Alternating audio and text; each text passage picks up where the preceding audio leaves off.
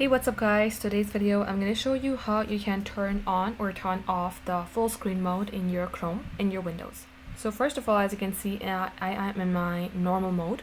If you would like to make this full screen, you're going to have to press your F11 key or simply Fn plus F11. As I do that, you can see I am in my full screen mode. Now if you would like to exit it, as you just saw in the command at the top page, you have to press the skip button. So press the skip button and then the screen will be exited, or simply select this button right here and then it will be the normal mode. So this being one way. Another way you could do it is by simply selecting the three dot icon. Now under zoom at the middle section, you will see this icon.